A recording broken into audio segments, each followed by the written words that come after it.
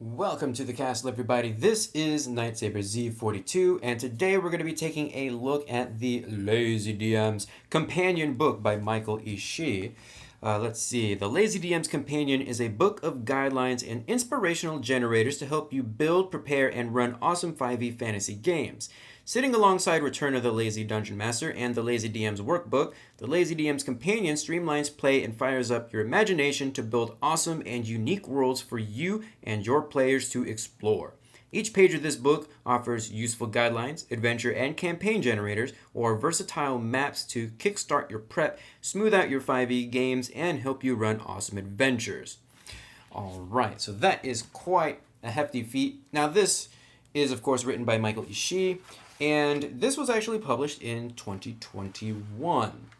So this, I think, was a Kickstarter exclusive, or from the recent Kickstarter that kind of ran with this whole physical copy thing that I have going here. And I don't really like the whole...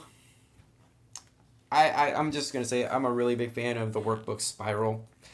And I kind of wish this was also spirally too. Although I can see why it is the way it is, the binding, because this isn't really the book that you would sit at the table with when you're playing. This is something that you would use for preparation. So, being the companion to Return of the Lazy DM, the companion really covers a lot of new topics and expands on some of the concepts from the previous source. It is also written in such a way that resembles online articles, in that the topics are short and to the point, like in Return of the Lazy DM. You certainly don't need to read all of it. In fact, you can choose the topics you're interested in or need help with and have at it. The Return of the Lazy DM was system agnostic. It was just great advice for DMs for any game, in my opinion. The workbook specifically referenced 5th edition mechanics. The companion is kind of a weird one. There are a few hints and tables that lead it towards being 5th edition, but for the most part, I feel like you can use the information, like the random tables and the advice and such, in any fantasy game. The tools for improvisation section is one of the few, if not the only, that really makes any references to 5th edition. So you have things like improvised or damage, the difficulty checks, improvised statistics. Those are things that are part of, the 5th edition gameplay. But then you have other things like running hordes, another random name generator if you really need it here, just a couple new names. Kind of a weird spot to put it, honestly, but oh well. I'm always looking for more random names, I guess. Unless you have Xanathar's Guide. Just use Xanathar's Guide. There are a few random tables for when you really want to create an adventure. So, like, you have your core adventure generator, which has random tables for patrons and NPCs, their behavior, their ancestry, any quests that you want to spur on your players, locations, monuments, and items, just more stuff than what's already available in the workbook. Condition, descriptions, and origins, all random here. Then you have things like your chambers, traps and hazards, dungeon discoveries, dungeon monsters, just some generic monsters, although this one is if you want to use higher or harder monsters, you're going to be rolling higher dice. If you want to use the lower CR monsters, I think the lowest is D8. So 1 through 8 would be your lower CR monsters, and then all the way up to mummies or the D20 would be like your harder monsters. Then you have like random spells, so maybe you discover a relic or a scroll or something like that. It has one of those spells on it that they can use. Something that really hasn't been discussed in Return of the Lazy DM is how to build an RPG group. And there are offerings for both in-person play, which is really right here, and online play, which is actually mentioned a couple pages later, playing RPGs online, which I got some gripes about that. Anyways, there's a session 0 checklist, which is actually really good. Just a reminder on things to look out for when you're doing your session 0. But I also feel like this kind of expands on some of the information already iterated in return. If you plan on running a one-on-one game, then there's some advice here too. If you don't have a lot of time to play, like maybe you only have about 15 minutes, you can actually pursue the investigation model, which is, when I first read this, I thought it was like the most awkward thing ever, but kind of makes sense, but only if you're limited on time. It's basically an adventure over the span of like about 3 sessions. So like session 1 is about getting the job. Session 2 is about interviewing for the job. So like you go to your patron and you kind of ask them questions and you're assigned to whatever quest that you're going on. And then session 3 is about the job itself. And so session 1 is supposed to be about 15 minutes. The interview is also supposed to be about 15 minutes. But then when you actually go on the job, it's your standard, game time from about like an hour to 3 hours on average. There are a few topics that reiterate a few of the core concepts from Return of the Lazy DM, but this time around they actually provide some random tables for you and also some prompts. So, for example, creating a strong start was one of the ways of successfully starting an adventure or your session. And so here you go.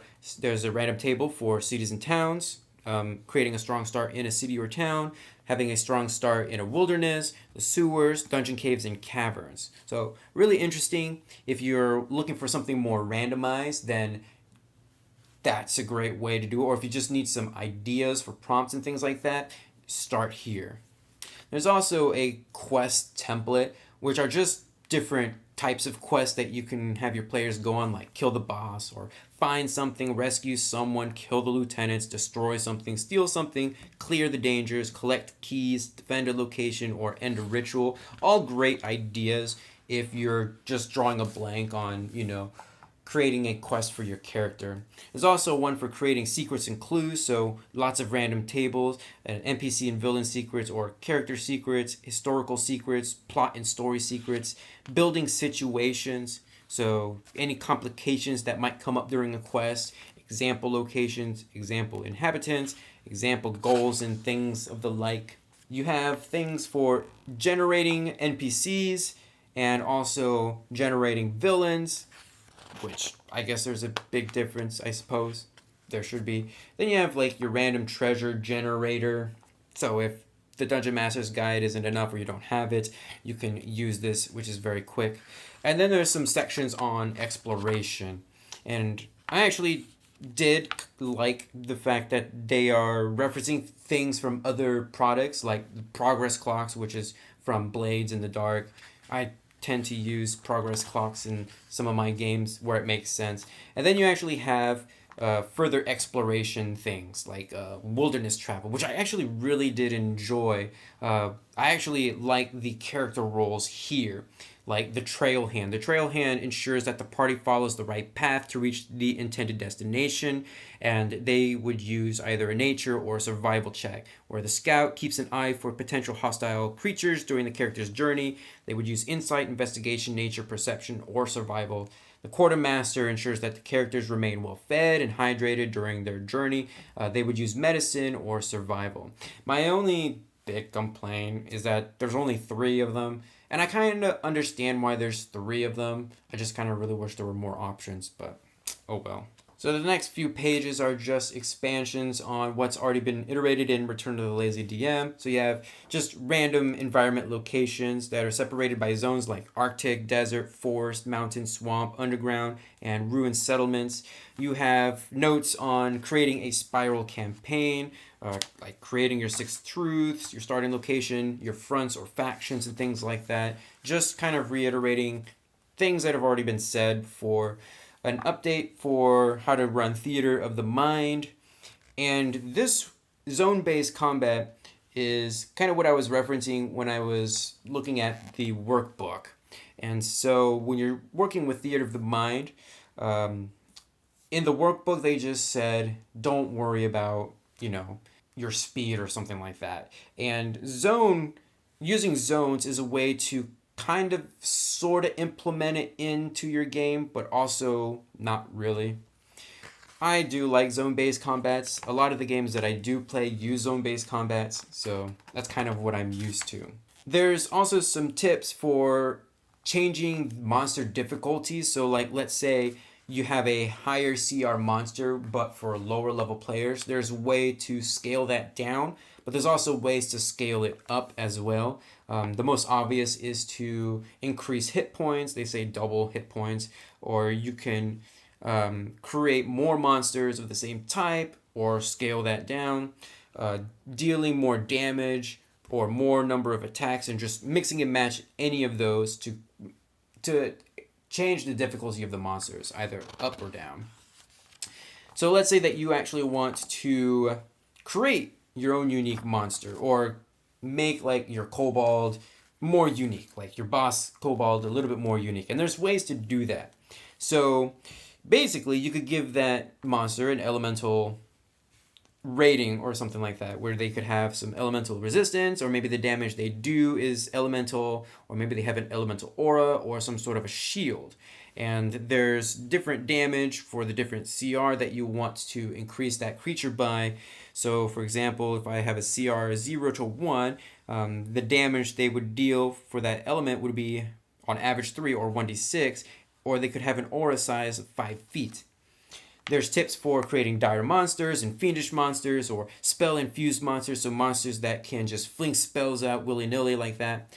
Or if you have an undead monster, there's actually templates for that. So if you have, there's a template for skeletons, zombies, ghouls, wights, wraiths, and vampire spawns, which is pretty neat. There's information on actually creating a legendary monster as well.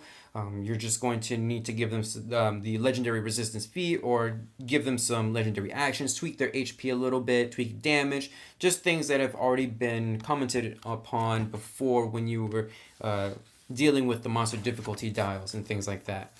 There's information on running hordes, although I really do like this explanation a lot better than what was said previously. This one's a little bit more specific, and it actually makes a lot of sense. Basically, you're just pooling damage. It's always guaranteed that at least some of the monsters are going to hit. I think it's like a quarter of the monsters will hit. Of course, if you're running Theater of the Mind and you just fling an area of effect spell on said horde, you're getting rid of like a majority of those monsters anyway. So very interesting. There's a section on stress here, and I'm not really a big fan of this, only because it doesn't really offer any mechanical benefits. It's all narrative, or at least that's what I got out of it. So that's something that I would skip. So a while ago, I reviewed the Advanced 5th Edition Trials and Treasures, and I really liked that they included these different exploration zones with different hazards and encounters, and I felt like it was very detailed. I don't think anything is going to come up to that level, and certainly not in this book, but it does offer something akin to it. So you actually have different exploration zones, like wilderness exploration. There's different wilderness quests that you can embark on, or some landmarks, paths, some encounters in the wilderness, some wondrous sights. There's one for underground, so locations, connections, monuments, hazards, also encounters.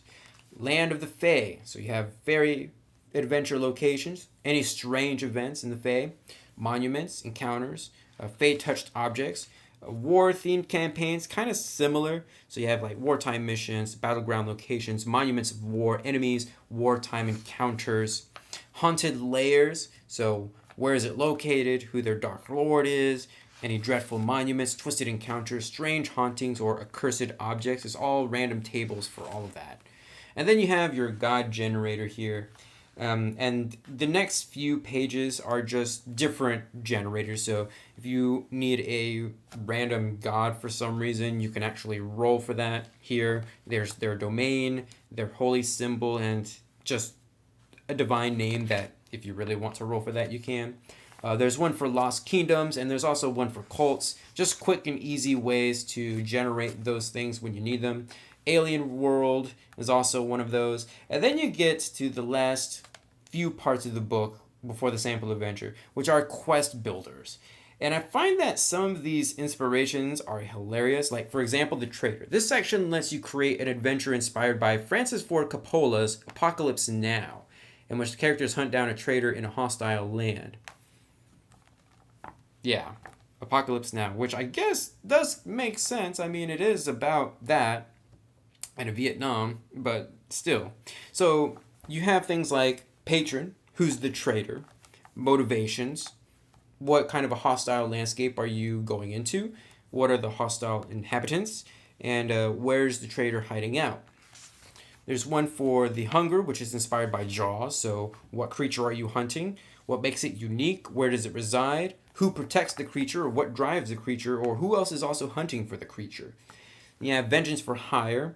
This section lets you create adventures that see the characters hunt down villains, whether for coin or retribution. So there's a lot of different movies that kind of take that specific plot into play. So you have vengeful patrons, hunted villains, villainous crimes, who protects the villains, where does each villain hide, and any complications that might come into play.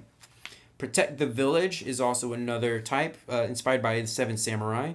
The Keep, which is also inspired by the film of the same name by Michael Mann. Invaders from James Cameron's Aliens, the second movie, not the first one, by the way. Hunt for the Relic, so obviously inspired by Steven Spielberg's Raiders of the Lost Ark. And if you want to run a heist, here are some random tables on doing that. So the last part of this book is just a sample adventure that's really used the system of the lazy DM to create this thing. You could actually use it as is, but I took it as inspiration for how to do things. So really interesting how they've actually come up with this. And there's just some more random maps here at the end that you can use. I like the look of some of these maps. It kind of reminds me of Wicked Ones. Or at least this one reminds me of Wicked Ones. And that is it. That is the Lazy DM's Companion. So, this book. Out of all the books in the Lazy series, I find this one to be the awkward one of the bunch. And I only say that because it seems a bit scatterbrained. I feel like some sections are better served being next to others. For example, I feel like the section on online play should be right next to, or at least right after, building an RPG group. It just kind of flows better that way. Should you get this book? That's a tough one. I feel like you can get a lot of bang for your buck with Return of the Lazy DM and its workbook. And there's some good random tables in here, but I don't really feel like it's needed unless you really need it. The exploration sections are one of those that I could have seen myself using if I didn't already have access to trials and treasures. I guess what I'm saying is that there are other sources that go into greater detail than what the Lazy Companion does. But I suppose that's also the point. If you want something that really delves into details for creating an adventure with tons of rollable tables, then pick up the Tome of Adventure Design by Matthew J. Finch. This book goes into a great detail on creating adventures, and it is just chock full of random tables. Hope you have a D1000 ready because you're going to be using it a lot of the time here. So that is something also that I would recommend picking up as part of your DM tool if you really like random things and stuff like that. So that is it for this video. Feel free to comment down below, give this video a huge thumbs up to support the series, and subscribe if you would like to see more. And I will see you guys in the next video.